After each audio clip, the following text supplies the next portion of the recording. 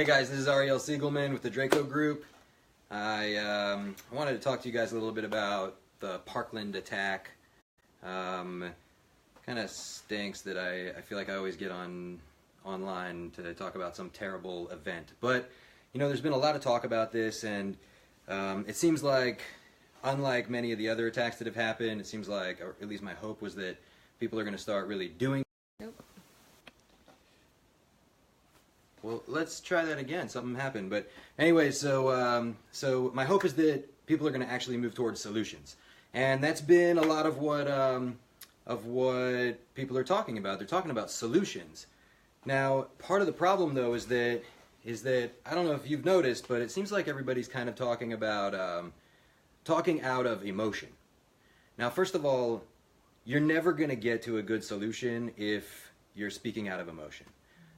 It bothers me that people are putting out there that like, hey, I have no idea what to do. Let's ask some 15-year-olds who were in the midst of this attack what they think we should do, and let's let them guide U.S. policy for security for schools across America. They'll have a good idea. Guess what, guys?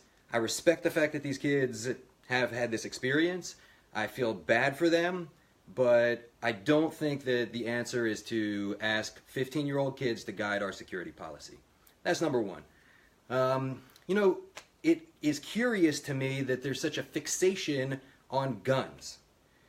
Gun control, I would like to remind all those kids who were in that attack, and anybody else who's ever experienced any of these kind of attacks, and anybody who's got a problem with people having guns, I want to remind them that when there's a problem, including in Parkland, the guys who came to save everybody came with guns, okay? If they didn't have guns, I'm sure that all of the people there would have felt much more in danger. The danger would have continued longer. I hope everybody can see that.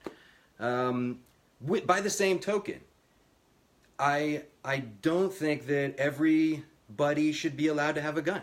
A crazy guy or a criminal, we should keep guns out of their hands. I can agree with that. But, you know, fixating on guns is a problem. So people talk about the Israeli system. And because you know what? The Israelis have a system that actually works.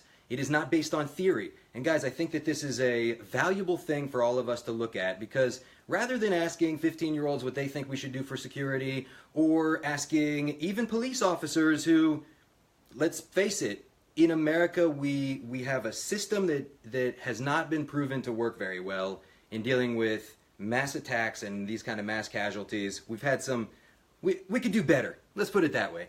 So now, when people are talking to me about the Israeli system, a lot of times, again, they fixate on guns. And they're like, oh, well, all teachers are armed in Israel, and that's the reason that, that in Israel they don't have school shootings.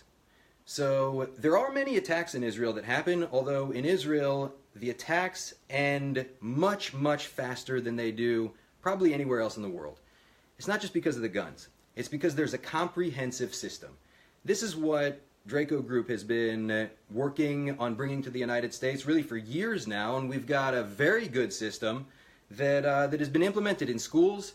But see, today I heard on NPR that they want to start a school marshal program. So I think to myself, school marshal program. Well, I mean, that's kind of what we've been talking about. That's kind of what we have in Israel, where there are armed, trained people who can respond quickly to an attack, and they're right there inside of the institution if something were to occur.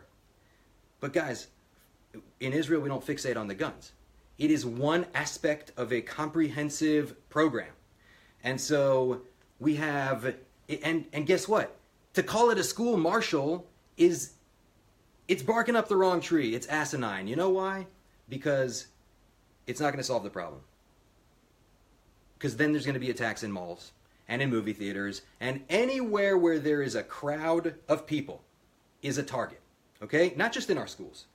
So it's not about a school marshal program. It's a shift in consciousness that says we need to think about security. We need to have design, security design. In any institution that has over 100 people congregated, there needs to be a security consciousness and a security design. Part of that design is training that is effective and not just theoretical. training that produces both a capability for a defensive response as well as a capability for an offensive response. An offensive response means that those people are able to move forward and block the threat and end the threat. Okay, and that is possible to do in schools. You can have teachers trained, you can have groundskeepers trained, or you can hire professional personnel. But guys, it has to be specific training for a crowded environment that is crowded with innocent people. That's not an easy thing to do, and it needs special training. And you should look at the Israelis and how they do it, because they do it right. It works, okay? It just flat out works.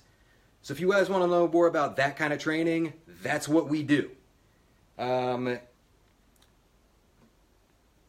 know, I want to add one other thing that also has been talked about a lot. So why is the training so critical? Why is the why is it not enough to just send a guy to the police academy and hire an off-duty cop? Okay? Here's the thing. Remember the guys in Parkland who we said, well, there's a cop, the officer was afraid, he was outside, and then we found out that there were multiple officers that were outside, and everybody's like, oh my God, how could this happen? This is terrible. These guys are weak, cowards, and whatever else. Look, it's dangerous to judge a man who was in combat and you weren't there. However, I also agree that those guys definitely should have gone inside. But what happened there? What exactly happened? I'll tell you what happened. Combat is freaking scary. Combat is really scary. And that's why you need particular training that specifically deals with that kind of combat. So this guy, having gone to the academy and learning how to do whatever he learned in the academy, was not enough, obviously. We see the results. It wasn't enough to make him be ready to go inside. And you want to know what else? These guys who say to me like, well, if it was me there, I would have... I'll bet if you asked that guy the day before, what would you do if there was an attack in the school? He'd be like, oh man, I would go running inside, no way, prob. But you know what? It's different when you're under fire. Suddenly everything's different. Now, I want to study the Bible with you for a minute. And whether you believe in the Bible or not doesn't matter to me, because we're talking about an ancient text, and any text that has survived for thousands of years probably has something we can learn from. So here I've got a Bible. This is actually an original, in the original language, Hebrew, right? So we're not going to have any mistaken translation, hopefully. Now, in Deuteronomy 28, I guess is how they say it. I'm not like a big Bible studier, but guys, did you know that when the nation of Israel was getting ready to go into combat, that there was a speech that the head priest would say to the nation, and he would say, you are the nation of Israel, and you are getting ready to go to battle. And you will not be afraid because God is going to battle with you. And what does it say? Who is the man who is fearful and faint-hearted? Let him go and return to his house, and let him not melt the heart of his brothers like his heart. I believe that this is a statement of truth about combat, that combat is scary, and that all of us need to prepare if we see ourselves as someone who can, who potentially would be moving in toward the fight. You need to know it's scary. And if you're somebody who your heart is afraid, then you need to accept that and go home. And don't put yourself in that position where you could melt the heart of others. Because those guys who showed up, and there was one guy already afraid, I believe that probably that's what happened. That they saw one guy and he was afraid, and it melted their hearts in fear. And so you need to know that that's a possibility for yourself. You need to know that if you come into contact with somebody who's so afraid and so freaked out that it could start to make you feel afraid, distance yourself from them and move forward and neutralize the threat. And that all comes from proper training, and it comes from real training, not theoretical stuff. Okay? Learn from the Israelis, do it right.